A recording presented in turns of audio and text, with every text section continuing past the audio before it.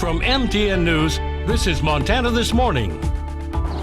I'm Kristen Merkel in Bozeman, and the Baxter Lane Post Office is still hiring, as you can see, and today they're hosting yet another job fair. I'm Joe St. George in Washington. You probably already watched reports about homelessness being on the rise in some cities around the U.S., but it turns out it's increasingly an issue in suburban America as well. We explain why next. 6:31 on this Tuesday. Chet Lehman, Jane McDonald, Matt Elwell with you here. A lovely morning in the mining city shaping up. Nice to get a little rain in a few areas. Everything is so green out there right now. Yes. I just love that. Beautiful. You could hear thunder, not necessarily get the rain at your house. No, 15 drops on my deck. Yeah, that's max. Yeah. There you go. Yeah. We got this photo sent in by John. Beautiful. You have lightning, so cool. double rainbow, the rain showers out there. That's out near Gallatin High School yesterday. Beautiful. Perfect storm. It was a perfect storm. 40s and 50s this morning. It's going to warm up pretty quickly. I think that our potential for thunder showers really developing in the early afternoon. After the noon hour, we'll start to see these showers cropping up. A couple of brief heavy downpours, maybe some lightning, thunder, and gusty winds, maybe some hail, but our overall trend are pretty benign thunder showers, more heavy rain than anything, and it'll be pretty spotty in nature. Daytime highs into the 70s. We're trying to warm it up for the afternoon today and tomorrow before slowly cooling things back down for the weekend. We'll talk more about your weekend forecast and beyond in just a few minutes. All right, awesome. Thank you very much, Matt. Well, a transgender person whose event was canceled at the Butte Library last week has caused some controversy over in the mining city. MTN's Megan Thompson spoke to that canceled speaker and others to get more on this story. Some people in Butte are upset over the cancellation of a transgender speaker at the Butte Public Library last week. Every trans activist, every LGBTQ activist, it's like, well, the thing we said was going to happen that they said wasn't going to happen happened, but I didn't expect it to happen to me.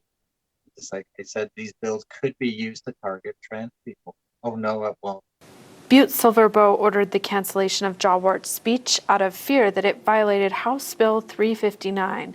But some citizens and librarians object to the city's action, saying it caved to pressure.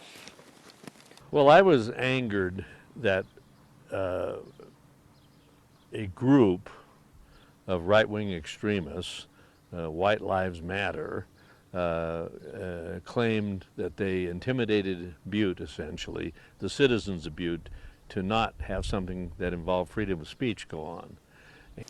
The library director says there is nothing inappropriate about Jawart's lecture. As we understood it, it was an event promoted toward an adult audience.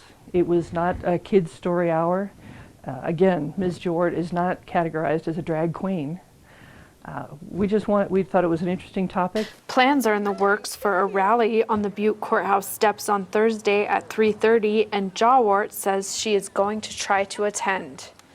My number one tool to combat this bigotry and ignorance is education. So, and here I have seemingly a bigger platform. So we have to look at the silver lining of it.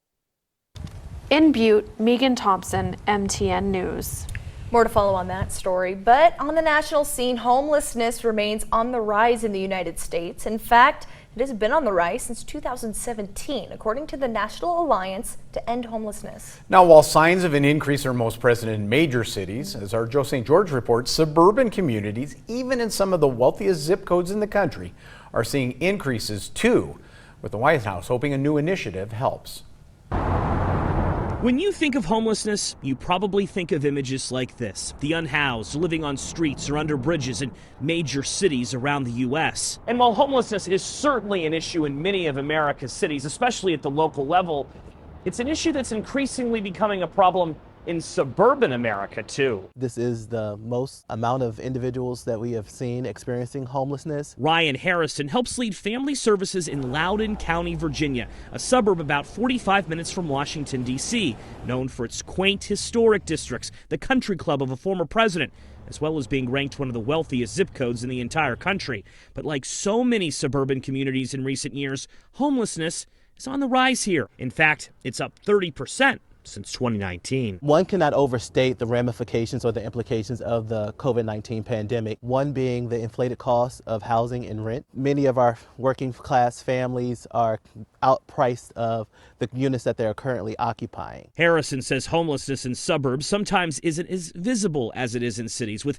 more people out here living in shelters as opposed to the streets, but not having a home is still the same. Ultimately, it is up to that individual to decide how they want to face this traumatic event. The rise in homelessness has attracted the attention of the White House. Last month, the Biden administration announced a plan to reduce homelessness by 25% by 2025. Specific metro areas are being targeted, including Phoenix, Arizona. The entire state of California was selected.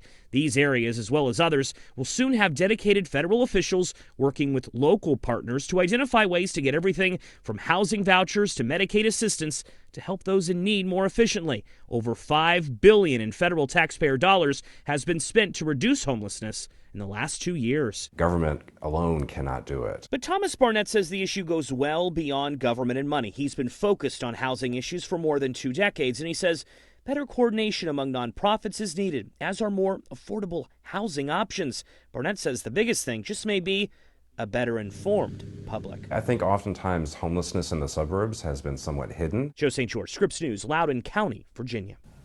Now, MTN News has been covering the staffing shortages at the Baxter Lane Post Office in Bozeman since last July. Now, 1 year later, the U.S. Postal Service hosting another job fair at that same location. Dan's Kristen Merkel stopped by to see what positions they're hoping to fill. I'm here standing outside of the post office on Baxter Lane, where I've been covering their mail delivery issues for the last year. And today they are once again hosting another job fair to better staff this location.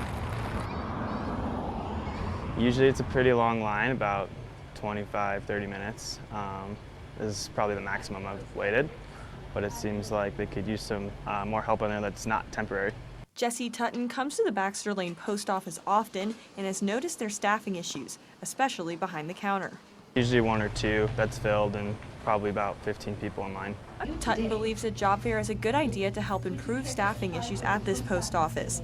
District Workforce Operations Manager with USPS, Kirsten Sherrill, says the post office is hoping to hire as many people as they can from this job fair.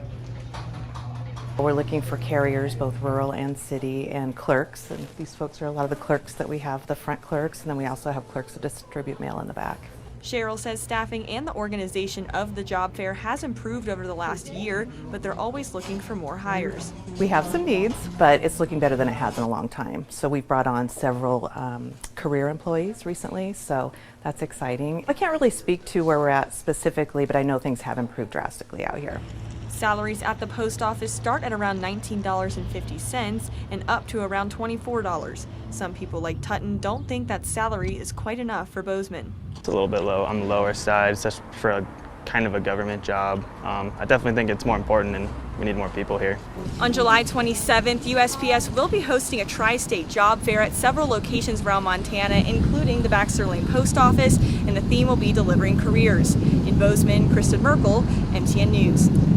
Thank you very much, Kristen. Now, as the high travel season heats up, airline passengers may encounter new technology at the security line at more than a dozen airports across the country. Yeah, it's a digital identification program that uses facial recognition. Now, the Transportation Security Administration, or TSA, is under pressure from lawmakers to update technology and cybersecurity. But critics warn this is a dangerous surveillance tool.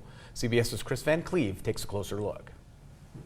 Good morning. At the world's busiest airport in Atlanta, All right, you're fully verified. the TSA checkpoint has gotten a high-tech upgrade. You're going to take your ID, insert it into the card reader. Using this facial recognition camera system to compare a flyer's face to their picture on their ID in seconds. All right, ma'am, you're verified. Thank you very much. You can step around. If there's not a match, like here in this demonstration, the TSA officer is alerted for further review. It's showing that the ID is a valid ID. It's showing non-match because those are two different people. We view this as better for security, much more efficient because the image capture is fast. TSA Administrator David Pekoski. How does that speed things up? Well, facial recognition, first and foremost, is much more accurate. And we've tested this extensively. It brings the accuracy level close to 100% from like mid 80% with just a human looking at a facial match. The program has been rolled out to more than 24 airports nationwide since 2020, but is currently voluntary for flyers. Most images are deleted after use, but some information is encrypted and retained for up to 24 months as part of the ongoing review of how the technology performs. There are skeptics. 5 U.S. senators sent this letter demanding TSA halt the program. You don't have to compromise people's biometric security in order to provide physical security at airports. And privacy advocates worry about the lack of regulations around facial recognition and its tendency to be less accurate with people of color. You have 5 senators that have called on TSA to stop the program. Why continue moving forward with it? I agree with them in that I want to protect privacy for every passenger, and I want to deploy technology that's accurate and doesn't disadvantage anybody. As for passengers opting to use it, this is a lot quicker way to get through. Got nothing to hide. So no concerns here. I think it's great. TSA plans to add the technology to at least 3 more airports by the end of the year. Chris Van Cleve, CBS News, Atlanta.